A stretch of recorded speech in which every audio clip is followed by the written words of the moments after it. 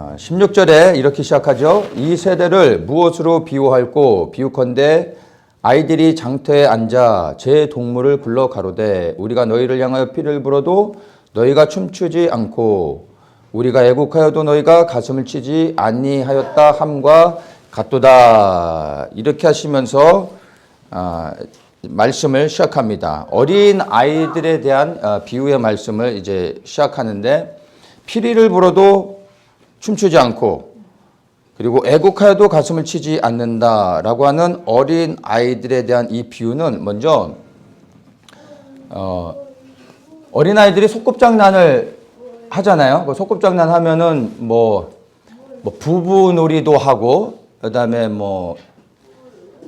이 경찰놀이도 하고 그럼 한 사람은 잡으러 다니고 한 사람 쫓아가고 도망가고 뭐 이런 거 하잖아요.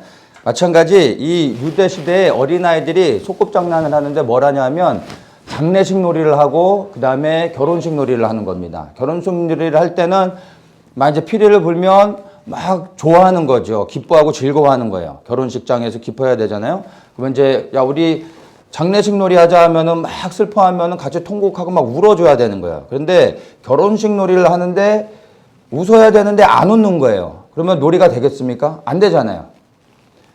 장례식 놀이를 할 때는 또 막 울어주고 해야 되는데 이건 뭐 멍하니 쳐다보고 울질 않는 거예요. 그러면 놀이가 안 되잖아요. 그러니까 아이들이 막 이거 가지고 이제 놀이가 안 되니까 서로 짜증내고 막 다투게 되는 겁니다. 이러한 어린아이의 비유를 지금 예수님께서 사용하고 계시다는 겁니다. 근데 이 비유의 말씀을 가만히 이제 생각해 보면 이 비유의 뜻이 뭐냐면 결국에 주님의 뜻을 대적하고 있는 이 세대를 향하여 즉 예수님 당시에 예수님이 오셔서 복음을 전하셨음에도 불구하고 그 복음을 받아들이지 않고 예수님을 거부하고 있는 이 악한 세대를 향하여 주시는 경고의 말씀이라는 겁니다. 근데 이것이 너무나 무섭게 오늘날 우리에게 그대로 증거되고 있는 동일한 경고의 말씀임을 우리가 두려운 마음으로 받아야 하는 겁니다. 주님과 함께 기뻐해야 되는데 기뻐하지 않고 주님과 함께 슬퍼해야 될 때 슬퍼하지 않고 있는 것이 오늘날 우리 세대의 동일한 문제라는 것입니다. 이 얘기는 다시 얘기하면 주님의 마음을 알지 못하기 때문에 주님의 슬픔이 나의 슬픔이 되지 못하는 것이고 주님의 기쁨이 나의 기쁨이 되지 못하고 있다는 것입니다. 주님의 마음을 알면 좋지만 모를 수도 있는 거 아닌가라고 생각할 수도 있습니다. 근데 여러분 그렇지 않습니다. 주님의 마음을 모르면 그 끝은 결국에 주님을 대적할 수밖에 없습니다. 의도적으로 대적하지 않아도 주님의 뜻을 모르는 자는 결국에 주님을 대적할 수밖에 없는 겁니다. 베드로를 보세요. 예수님을 누구보다도 사랑했다라고 자부했지만 주님의 뜻이 무엇인지를 알지 못했기 때문에 예수님 제가 예수님을 지켜드리겠습니다. 예수님 죽는 일은 절대 없습니다. 그래서 정말 예수님 십자가에 돌아가시지 않도록 베드로가 혹시 지켜드렸다 치자고요. 인류의 원수가 되는 거 아니겠습니까? 그는 선을 행한다고 생각하고 하려고 했지만 결국엔 하나님의 뜻을 대적하는 자가 되는 겁니다. 주님의 뜻을 알지 못하면 그 끝은 반드시 주님을 대적하게 돼 있다는 겁니다. 알아도 좋고 모르면 그만이 아니라 주님의 뜻을 반드시 알아야 됩니다. 왜냐하면 주님을 대적할 수 있기 때문입니다.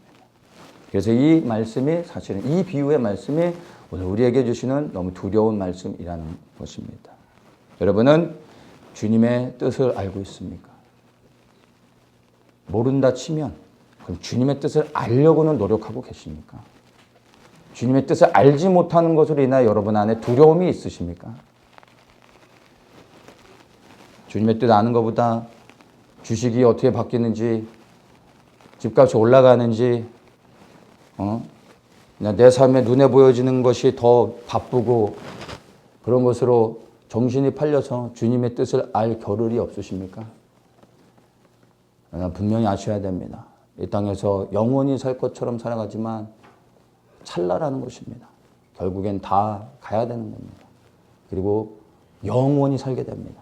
그 영원한 삶을, 그리고 하나님과 함께 천국에서 살아갈 것인지, 그 영원한 삶을 저 불타는 뜨거운 풀무불에서 영원토록 살 것인지 고민하셔야 됩니다. 그래서 사실은 당장에 우리 눈에 필요한 것들을 우리가 몰라도 그건 괜찮습니다. 대충 하셔도 됩니다. 근데 정말 우리가 알아야 되는 것은 예수 그리스도의 뜻이 무엇인지를 고민해야 된다는 것입니다. 나는 주님의 마음을 갖고 있는가? 주님의 마음을 품고 있는가? 그래야 주님과 함께 기뻐하고 주님과 함께 슬퍼하고 있는가? 보셔야 됩니다. 만약 주님의 기쁨과 슬픔이, 나의 기쁨과 슬픔이 아직 되지 못하고 있다면 나는 이미 주님을 대적하는 자리에 있을 수 있다는 겁니다. 주님의 대적을 칼을 들고 대적하지 않는다 할지라도 주님의 뜻에 같이 서지 않으면 다 대적하는 겁니다. 지금 나는 어디에 위치하고 있는가를 우리 스스로 돌아봐야 하는 것입니다. 이 18절과 19절을 한번 보겠습니다. 요한이 와서 먹지도 않고 마시지도 아니하며 저희가 말하기를 귀신이 들렸다 하더니 인자는 와서 먹고 마시며 말하기를 보라 먹기를 탐하고 포도주를 즐기는 사람이요 세리와 죄인의 친구로다. 지혜는 그 행한 일로 인하여 옳다함을 얻느니라. 이 지금 예수님이 하신 요한과 그리고 예수님에 대한 이 말씀을 하기 위해서 사실 어린아이의 놀이, 비유를 하신 겁니다. 이 말씀을 하고 싶으셔서. 이제 이 말씀이 뭡니까? 다시 한번 보면, 자, 침례 요한은 먹지도 않고 마시지도 않았습니다. 그랬더니 사람들이 귀신 들렸다고 말하는 거예요. 침례 요한이 어떻게 살았습니까? 광야에서 살았습니다. 세상과 완전히 구별된 곳에서 살았습니다. 좋은 옷을 입는 것이 아니라 약대 톳옷을 입으며 메뚜기와 속청을 먹었다고 합니다. 그는 정말 절제하는 삶, 금식하는 삶을 살았습니다. 그리고 세상의 모든 그 흐름과 반대되어져서 광야에서 정말 하나님만을 바라보면서 금욕주의적이고 절제하면서 정말 정결한 삶을 살았습니다. 그랬더니 사람들이 뭐라고 그럽니까? 미친놈이라고 하는 겁니다. 그런데 이제 예수님에게서는 다르게 말합니다. 예수님은 자기들이 볼 때 죄인들과 어울리는 거예요. 죄인의 친구가 되어져서 먹고 마신다는 거예요. 그래서 예수님은 사기꾼이요, 거짓 선지자요, 가짜라고 말하는 겁니다. 이해가 되십니까? 예수님을 가짜라고 말하면서 먹기를 탐하는 사기꾼이라고 말하면 그러면 침례 요한의 메시지는 들어야 될 거 아니에요. 침례 요한의 거룩과 정결한 삶에 살아가면서 그가 전했던 회개하라 하나님 나라가 가까웠다. 이 말씀은 두려움으로 들어야 될 거 아니에요. 예수님은 사기꾼이라고 먹기를 탐하는 자라고 하면서 거부했으면 침례 요한은 두려운 마음으로 그 메시지를 들어야 되는데 침례 요한도 미친놈이라고 하면서 거부하잖아요. 그건 침례 요한을 거부할 거면 죄인의 친구가 되어져서 그들에게 복음을 전하시고 그리고 그들을 치유하고 회복하시는 예수님은 두려운 마음으로 예수님 앞에 나아가며 그 말씀을 들어야 될 거 아니에요. 예수님도 거부하고 침례 요한도 거부하는 겁니다. 이게 악한 겁니다. 몰라서 그러는 겁니까? 아니요. 하나님을 마음에 두기를 싫어하니까 이것도 싫고 저것도 싫은 겁니까? 침례 요한과 예수님이 다릅니까? 침례 요한은 예수 그리스도의 길을 예비한 자였습니다. 예수님과 동일한 삶을 이 땅에서 본을 보이며 살았던 자입니다. 침례 요한을 거부하는 자는 그리스도를 거부하는 자인 겁니다. 이들은 하나님을 마음에 두기를 싫어했던 사람들입니다. 그래서 다 싫은 거예요. 그리고 그렇게 이들의 열매를 통하여 나타나고 있는 것입니다. 이게 오늘날 우리 세대를 향하여 주님이 던지시는 경고의 말씀이라는 겁니다. 여러분은 하나님을 마음에 두기를 기뻐하십니까? 그래서 하나님을 마음에 두고 그 말씀에 순종하며 살아가고 계십니까? 여러분 자신 한번 돌아보십시오. 하나님을 마음에 두지 않는 자들, 그리하여 하나님의 뜻이 무엇인지 모르고 순종하지 않는 사람들. 그 끝은 말씀드린 것처럼 영원히 꺼지지 않는 뜨거운 풀무불에서 영원토록 고통당한다는 겁니다. 그러나 그때는 돌이켜 회개하도 아니 회개하지도 않겠지만 결코 다시 하나님의 은혜 안에 나갈 수 없다는 것을 아셔야 됩니다. 바로 지금이 우리가 회개할 수 있는 유일한 시간이라는 겁니다. 왜냐하면 오늘 예배를 드리고 여러분이 돌아가다 여러분이 어떤 일을 당할지 내일 아침에 일어날 수 있을지 우리는 다 장담하지 못합니다. 우리에게 주어진 시간은 지금인 겁니다. 오늘인 겁니다. 그래서 매일의 삶 속에 순간순간 우리는 주님이 주시는 말씀을 순종해야 되고 우리를 돌이켜 깨닫게 하시고 회개하게 할 때 즉시로 반응하며 나가야 됩니다. 그래서 구원은 매일의 삶 속에서 우리가 두렵고 떨림으로 날마다 이루어 가야 된다는 것을 여러분 분명히 아셔야 하는 것입니다. 지혜는 행한 일로 인하여 옳다함을 얻느니라 이렇게 말을 하고 있습니다. 행한 일이라 함은 어떤 행위 자체를 말한다기보다는 말씀에 순종하여 행하는 그러한 모습, 즉 순종을 의미한다라고 이해하면 될 것 같습니다. 그래서 돌이켜 회개함으로 하나님의 뜻에 순종하지 않고 있는 이 악한 세대를 향하여 주님이 말씀하고 있다는 것입니다. 주님의 기쁨이 여러분의 기쁨이 되고 주님의 슬픔이 여러분의 슬픔이 되시기를 정말 축복합니다. 20절입니다. 예수께서 권능을 가장 많이 베푸신 고을들이 회개치 아니하므로 그때 책망하시되 화가 있을진저 고라시나 화가 있을진저 벳세다야 너희에게서 행한 모든 권능을 두루와 시돈에서 행하였다면 저희가 벌써 배옷을 제에 앉아 회개하였으리라. 내가 너희에게 이르노니 심판날에 두루와 시돈이 너희보다 견디기 쉬우리라. 이 말씀을 하시면서 23절과 24절에서는 가버나움이라는 도시로 바꿔 말하고 소돔이라는 도시로 바꿔서 말을 합니다. 똑같은 이야기를 두 번 반복하는 겁니다. 그만큼 중요하다라는 것을 강조하기 위해서 다시 한번 다른 도시들을 언급하면서 말씀하고 있는 겁니다. 21절부터 다시 한번 보겠습니다. 고라신과 벳세다를 향하여 화가 있을진저 말씀합니다. 그리고 두루와 시돈을 말하면서 심판날에 이들이 너희보다 나을 것이다 이야기합니다. 고라신과 벳세다 그리고 두루와 시돈 이 두 도시들의 차이가 무엇이겠습니까? 고라신과 벳세다는 첫째 갈릴리 주변의 유대 지방의 도시들입니다. 즉 쉽게 얘기하면은 유대인들을 대상으로 말하고 있는 겁니다. 하나님의 백성들, 하나님의 땅에 있는 하나님의 백성들, 유대인들을 언급하는 겁니다. 두루와 시돈은 어디에 있습니까? 오늘날의 레바논에 있습니다. 이방인들 지역이죠. 그런데 고라신과 벳세다, 즉 하나님의 백성들이 예수님을 거부했다는 겁니다. 예수님의 사역의 거의 대부분이 예루살렘이 아닌 갈릴리 지역에서 사역을 하셨습니다. 그곳에서 수많은 기적과 이적을 행하시며 예수님이 하나님이심을 드러내셨습니다. 그 기적을 행하실 때 능력만 행했겠습니까? 반드시 하나님 나라의 복음도 전하셨습니다.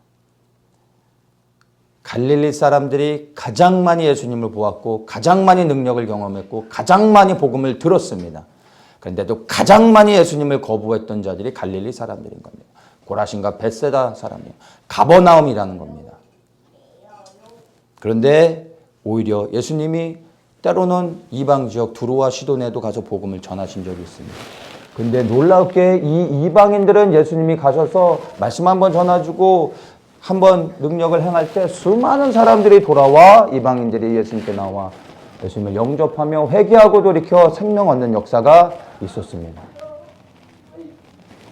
이것이 우리에게 주시는 경고가 있습니다. 22절에 이렇게 얘기하죠. 내가 너희에게 이르노니 심판날에 두루와 시돈이 너희보다 견디기 쉬우리라. 견디기 쉬울 것이다. 이 말씀은 두로와 시돈이 고라신과 벳세다보다 더 낫다 이런 의미가 아니라 고라신과 벳세다에 대한 하나님의 작정된 심판이 실로 크고 두렵고 무섭다라는 것을 비유적으로 말씀하시는 겁니다. 즉 택함 받은 하나님의 백성이라 할지라도 하나님의 언약을 받은 백성이라 할지라도 그들 스스로가 예수가 그리스도 되심을 거부한다면 예수님이 하나님이심을 드러내는 능력을 보여주셨음에도 불구하고 예수님을 거부한다면 택한 백성이라 할지라도 하나님의 작정된 심판은 무섭게 떨어진다라는 것입니다. 그러나 이방인이라 할지라도 돌이켜 회개하며 예수 그리스도께 나아오면 생명을 얻게 된다는 것을 우리에게 말씀해 주고 있는 것입니다. 여러분, 모태신앙이기 때문에 구원받는 게 아닙니다. 유대인이라고 자동적으로 구원받는 게 아닙니다.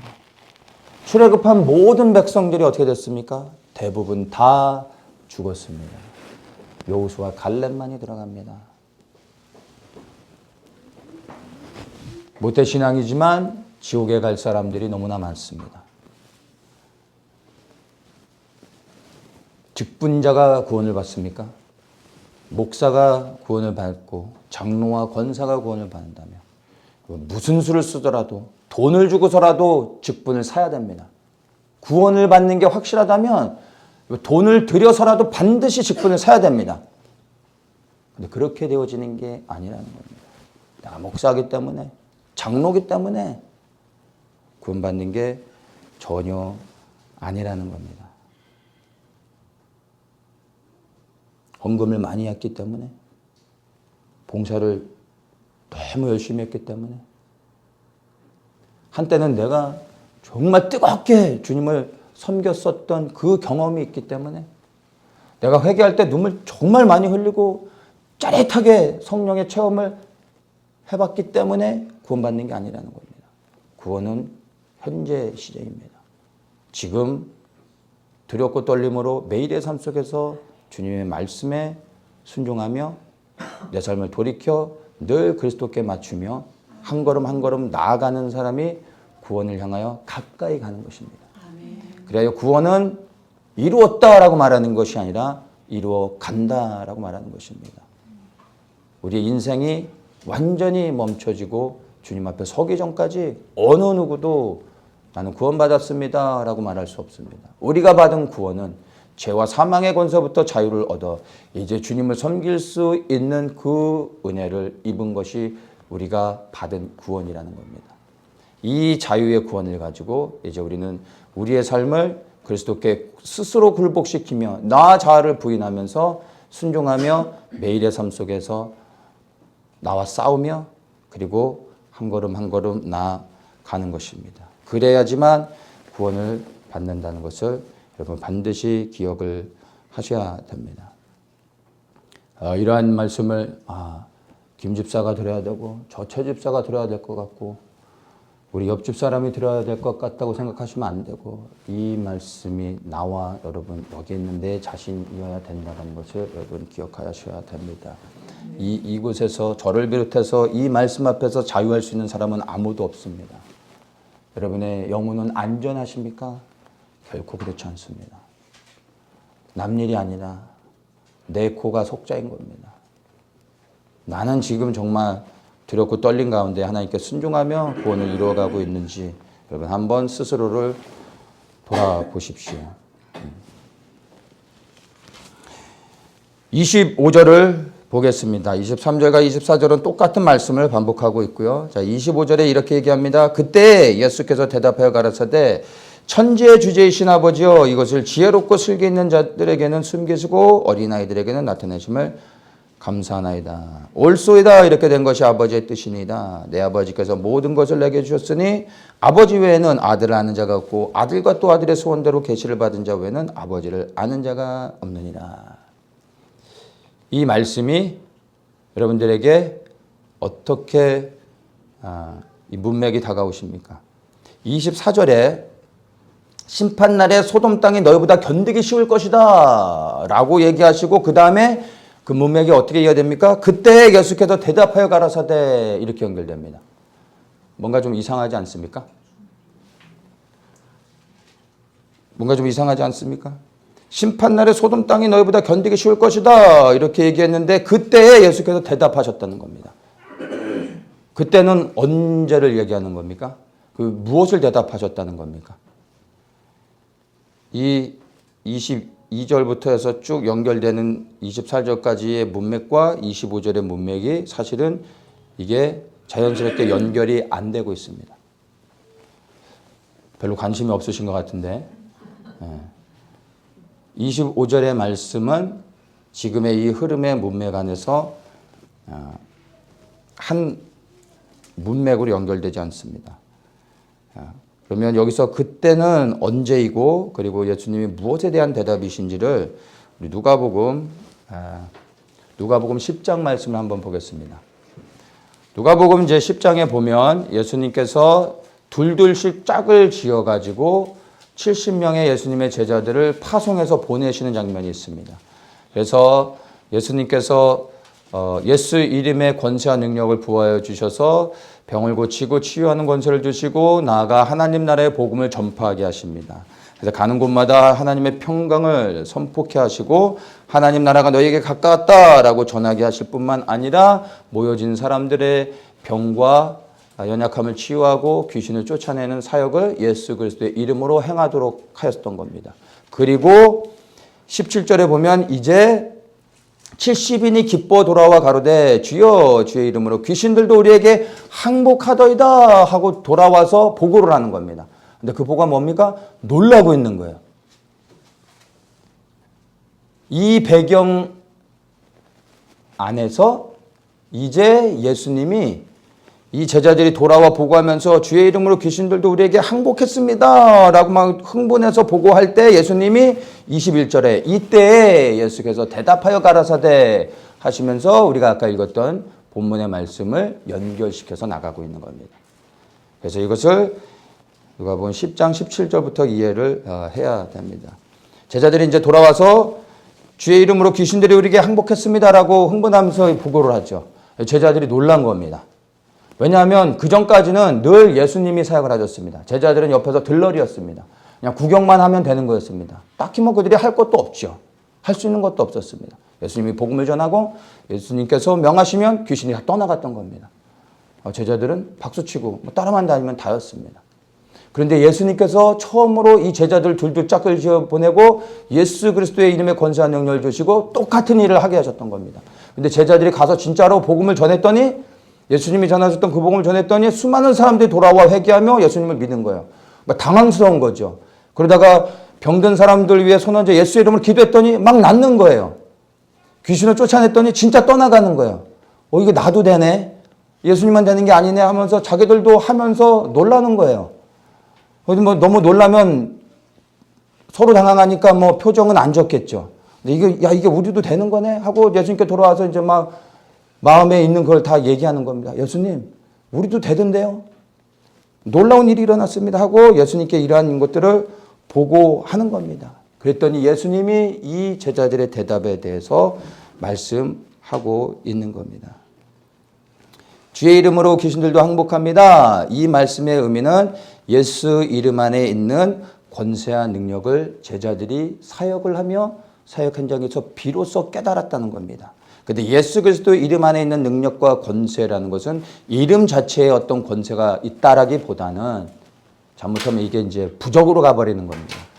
이름 자체의 능력이라기보단 예수 그리스도께서 모든 능력과 권세의 근원이시죠. 그래서 그리스도의 이름 안에 권세와 능력이 있는 겁니다. 그래서 우리는 예수 그리스도의 이름의 권세를 사용하여 선포하는 겁니다. 근데 이름 자체의 능력이 있다기보다는 그리스도에게서 모든 것이 나가는 겁니다. 그래서 우리가 기도할 때도 마지막을 예수 그리스도의 이름으로 기도합니다 라고 끝내는 겁니다. 기도를 아주 잘했고 멋있게 했는데 예수 이름으로 기도합니다 라고 끝내지 않으면 우리의 모든 근거는 어디에서 나옵니까? 예수 그리스도의 이름의 권세에서 나오는 겁니다. 이거를 말하지 않으면 끝이 어떻게 되는 겁니까? 아무 능력이 안 나타나는 겁니다. 그래서 예수의 이름으로 선포하는 것이 너무나 중요한 겁니다. 자, 그래서 제자들이 이렇게 놀라운 비밀을 새롭게 발견한 겁니다. 나로서는 안 되지만 예수 그리스도의 이름으로 순종하여 명했을 때 예수 그리스도가 행하신 모든 일들을 똑같이 할 수 있다는 것입니다. 근데 한술 더 나가서 예수님은 이보다 더 큰 일을 할 수 있고 이것을 보게 될 것이다 말씀하십니다. 믿음을 가진 자들이 예수의 이름으로 선포하고 사역할 때 예수님이 이 땅에서 행하셨던 것보다 더 큰 일을 행할 수 있다는 겁니다. 그렇게 행하길 예수님이 원하시는 겁니다. 누구를 위해? 예수 그리스도의 영광을 위하여 그렇게 하기를 원하시는 겁니다. 그 이름 안에 있는 권세와 능력을 여러분 믿으시기를 축복합니다. 그래서 예수 그리스도 이름 안에 있는 권세와 능력을 정확하게 19절에서 예수님이 말씀해 주십니다. 내가 너희에게 뱀과 정갈을 밟으며 원수의 모든 능력을 제어할 권세를 주었으니 너희를 해할 자가 결탄코 없으리라. 예수 그리스도 이름 안에 있는 권세와 능력이 뭐예요? 뱀과 정갈을 밟으며 원수의 모든 능력을 제어하는 권세. 이게 예수 이름 안에 있는 권세. 우리에게 주신 권세라는 겁니다. 근데 우리가 누굽니까? 그냥 우리가 아니라, 무리들이 아니라, 그냥 교회 나오는 사람들이 아니라 여기서 우리라 말하면 그리스도인들. 그리스도인이 누굽니까? 예수 그리스도를 생명 들여 따라가는 자들. 그래 말씀에 순종하여 예수님과 동일한 길을 갖고 있는 자들에게 이러한 놀라운 권세와 능력을 주신다는 겁니다. 여러분 이 말씀을 믿을 뿐만 아니라 이 말씀에 순종하여 여러분의 삶을 그리스도를 향하여 드리고 나아갈 때 예수님이 행하셨던 이 놀라운 권세와 능력이 그대로 임하게 됩니다. 믿으십시오. 우리를 위해서가 아니라 그분의 영광을 위해 우리에게 그 권세를 주셨다는 겁니다. 근데 이 권세와 능력을 사용하는 사람들이 너무나 적습니다. 알지 못해서가 아니라 그 길을 순종하여 가지 않기 때문에 나타나지 않는 겁니다. 이러한 배경 하에서 이제 예수님께서 이제 말씀을 하십니다. 25절에 이제 그때에 예수께서 대답하여 가라사대 하면은 이제 그때가 어느 때인지 알겠죠? 제자들이 돌아와 우리가 예수님의 이름으로 행했던 이런 일이 일어났습니다 했을 때 이제 예수님이 말씀하시는 겁니다. 이것을 지혜롭고 슬기 있는 자에게는 숨기셨고 어린아이들에게는 나타내심을 감사합니다. 이렇게 이제 말씀을 하고 있습니다. 그래서 이것을이라 말하면 예수 이름 안에 있는 권세와 능력을 어린아이들에게는 나타내셨습니다. 이 말입니다. 어린아이에게 나타내셨다는 겁니다. 여러분 천국은 어린아이와 같지 아니하면 들어가지 못한다고 예수님이 말씀하셨습니다. 우리가 애들이 돼야 된다는 것이 아니라 어린아이들의 성품을 말하고 있는 겁니다. 어린아이들이 어떻습니까? 요즘에 어린아이들은 조금 다르긴 하지만 어린아이들은 순수하죠. 어린아이들은 겸손합니다. 자기를 낮추는 자들입니다. 바로 이렇게 겸손한 자들에게 천국이 준비되어 있다는 겁니다. 이러한 겸손하여 자기를 낮추는 자에게 하나님 나라의 계시, 예수 그리스도의 이름 안에 있는 권세와 능력을 계시하여 드러내 보이게 하신다는 겁니다. 그래서 구원은 아무에게나 주어지는 게 아니라 메시지를 10번 들은 사람에게 구원의 은혜를 주시는 게 아니라 어린아이와 같이 겸손하여서 그 말씀을 받을 준비가 된 사람들에게 귀를 열게 하시고 눈을 열게 하시고 마음을 열게 하셔서 구원의 은혜를 베풀어 주시는 것입니다. 이렇게 하나님 나라의 비밀은요 감춰져 있습니다. 모든 사람들에게 드러난 것 같지만 사실은 그렇지 않습니다. 받을 만한 사람들에게 이 비밀이 열려집니다. 그 받을 만한 사람들이 어린아이라는 거예요. 겸손해야 되는 거예요. 나를 낮추며 순수함으로 나아가는 사람들. 예수님께 시도 때도 없이 무리들이 달려왔는데 그 무리들은 어떤 마음으로 달려왔습니까? 자신의 필요를 구하기 위해 예수님을 통하여 무언가를 얻고 싶은 사람들, 문제를 해결받아야 되는 사람들. 근데 어린아이들은 예수님께 다가올 때 어떤 마음으로 옵니까? 아이들이 내가 이런 문제가 있습니다. 나 이것 때문에 괴롭습니다. 이런 게 아니잖아요, 어린아이들. 어린아이들이 왜 예수님께 옵니까? 그냥 예수님이 좋아서. 그냥 예수님과 같이 있고 예수님과 놀고 싶어서. 다른 어떤 조건이 아니라 그냥 예수님이 좋아서 오는 거예요. 이런 아이들을 예수님이 사랑하시는 겁니다. 본성적으로 어린아이와 우리 성인들은 다를 수밖에 없는 겁니다. 예수님은 이런 어린아이와 같이 예수님께 나오는 순수한 자들을 기뻐하시고 받아주신다는 겁니다. 그들에게 하나님의 비밀을 열어주시는 것입니다. 어린아이와 같이 되어져 하나님의 비밀의 계시가 풀려지기를 축복합니다.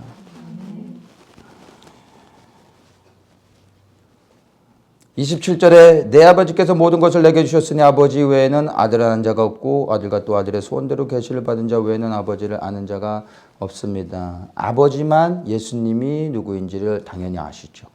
그리고 예수님께서 눈을 열어 계시를 보게 하는 자에게만이 예수님을 알 수 있는 은혜를 주시고 그리고 예수님을 통하여 하나님을 알게 되는 것입니다. 즉 예수님께서 허락하신 사람에게만 예수님이 누구신지가 보이게 되고 예수님을 통하여 하나님을 알게 되는 것입니다. 우리 스스로가 하나님을 알 수는 절대 없습니다. 예수 그리스도를 통하여 하나님을 알게 되는 겁니다. 예수 그리스도를 통하여 하나님께 가는 겁니다. 그래서 예수님이 우리에게 열어주시지 않으면 우리는 결코 하나님 아버지를 알 수 없습니다. 그래서 우리가 예수 그리스도를 아는 만큼 하나님을 아는 겁니다. 나를 본 자는 아버지를 본 것이다 라고 말씀하시는 의미가 여기에 있는 겁니다. 예수님을 믿으면 하나님을 믿는 것입니다. 예수님을 보았으면 하나님을 본 것이고 예수님께 순종하면 하나님께 순종하는 겁니다.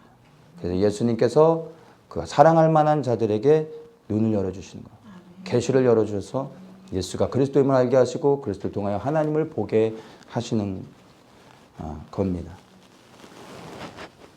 그래서 지혜롭고 슬기 있는 자들에게는 숨기시고 세상의 지혜는 아무 의미가 없습니다. 주님을 아는 것과 전혀 상관이 없습니다. 그러나 어린아이에게는 나타내신다는 것은 바로 예수 이름 안에 있는 권세와 능력을 의미하고 있음을 이 말씀을 통해서 우리가 알게 됩니다. 그러면서 이제 28절에 수고하고 무거운 짐진 자들아 다 내게로 오라 내가 너희를 쉬게 하리라.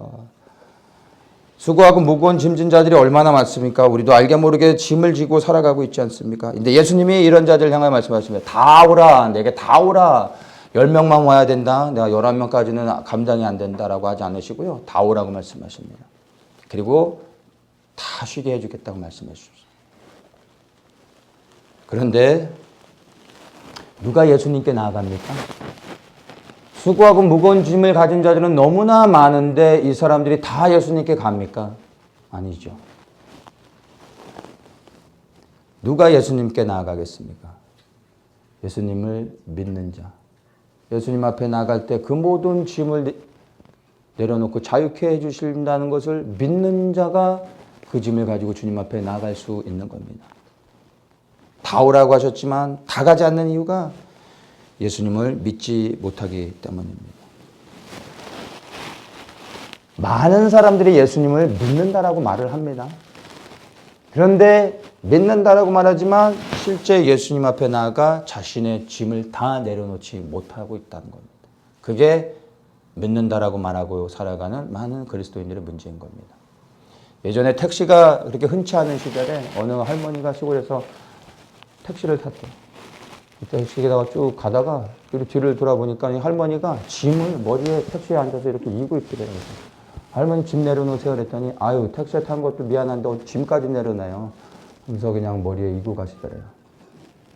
예수님을 믿는 것 같지만 예수님께 짐을 다 내려놓지 못하는 사람들. 예수님이 이 문제를 해결해 주실 수 있겠어 하는 의심도 있겠지만 예수님에 대한 온전한 신뢰가 없기 때문에 예수님 앞에 나의 모든 짐을 드리지 못하고 있는 많은 사람들. 결국엔 불신하고 있는 것입니다. 이게 나는 아닌가. 여러분 스스로를 한번 돌아보셔야 하는 겁니다.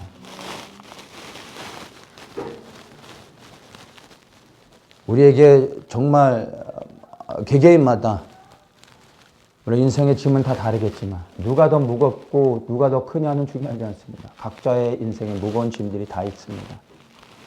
여전히 예수님을 믿으면서도 그 짐을 스스로 지어가고 있는 사람들. 불쌍하기도 하지만 안타깝기도 하고 그러나 어리석은 사람들입니다. 예수님이 말씀하셨어요. 다 오라. 쉬게 해주겠다.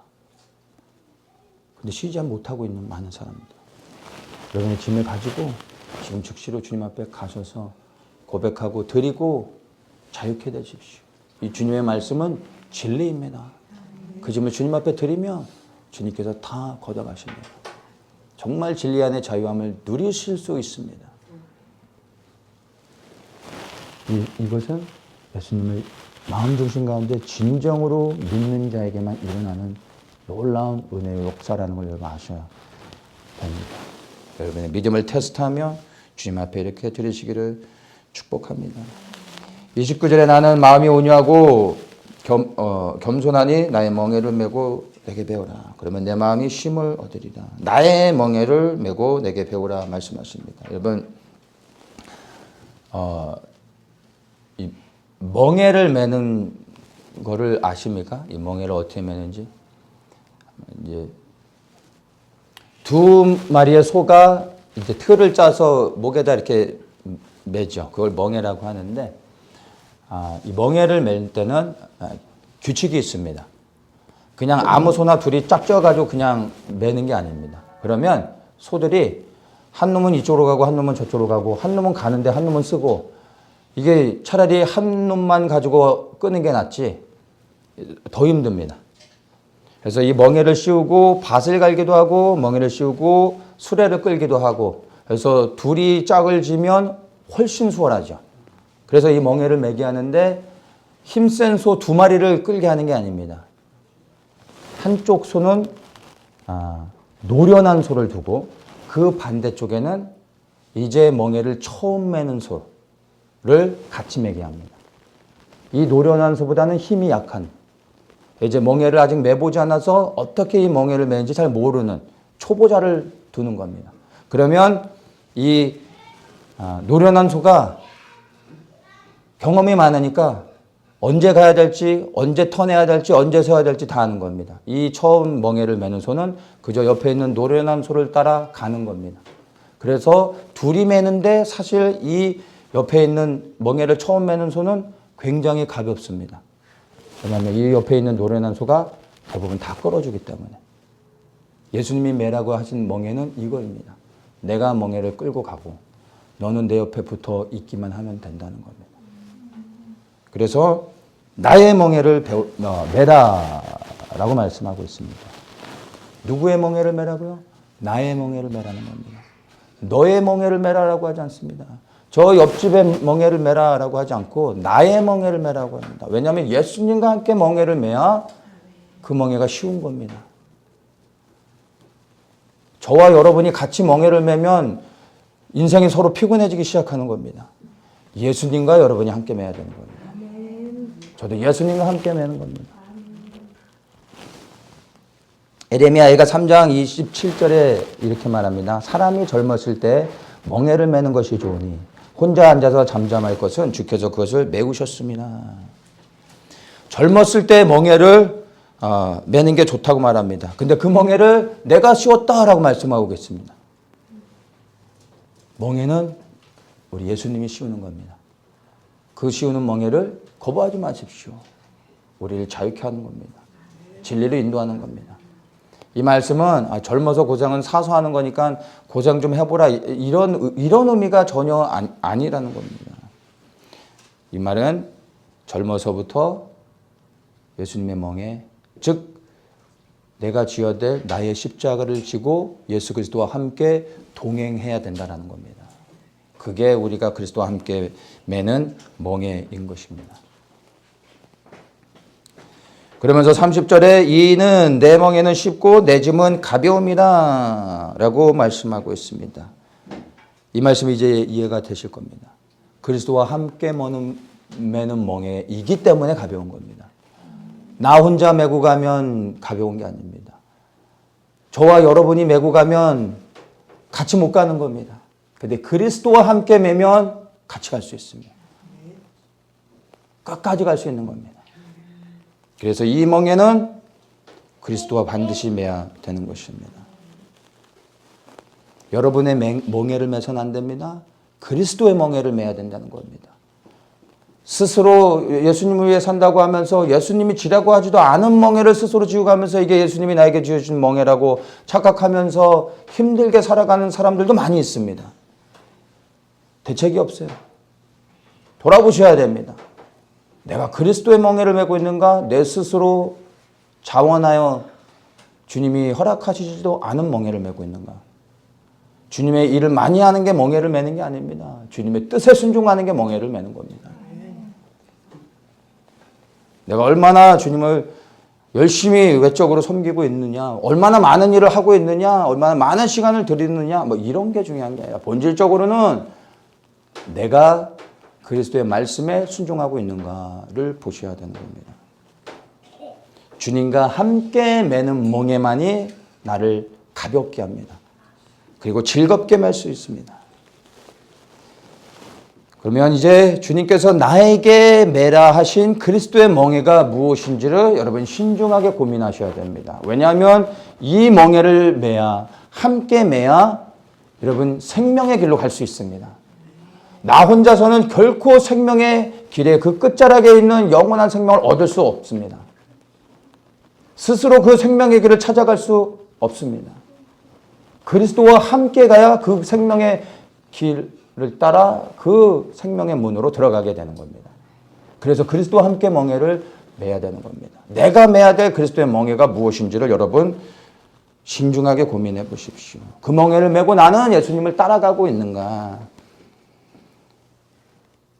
오직 주님과 함께 매는 멍에만이 나를 진리로 인도한다는 것을 반드시 기억하셔야 하는 것입니다.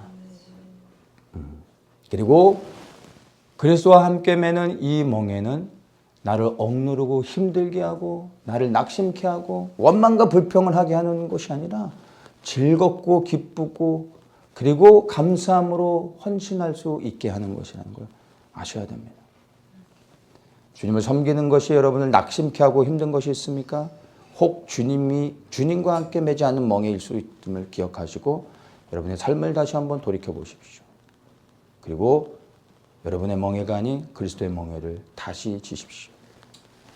우리가 살아가고 있는 약하고 음란한 세대 가운데서 우리가 주님의 보호하심을 받으며 끝까지 바른 길을 그리고 끝까지 마칠 수 있는 유일한 길은 그리스도의 멍에를 함께 매는 것임을 반드시 기억하시기를 바랍니다. 그래서 이 멍에가 우리를 자유케 하고 생명으로 인도하고 그리고 영원한 생명을 결국에 얻게 된다는 것을 기억하시며 주님과 함께 멍에를 매시기를 예수님의 이름으로 축복합니다. 함께 기도하겠습니다. 주님의 멍에를 기쁨으로 함께 매기 원합니다. 우리 각자가 매야 될 그리스도의 멍에를 우리에게 보여주시고 그리고 겸손히 순종하여 이 멍에를 지고 그리스도와 함께 주님이 명하신 그 길을 끝까지 가는 저희들 되게 하시옵소서. 예수님의 이름으로 기도합니다. 아멘. 주님 감사합니다.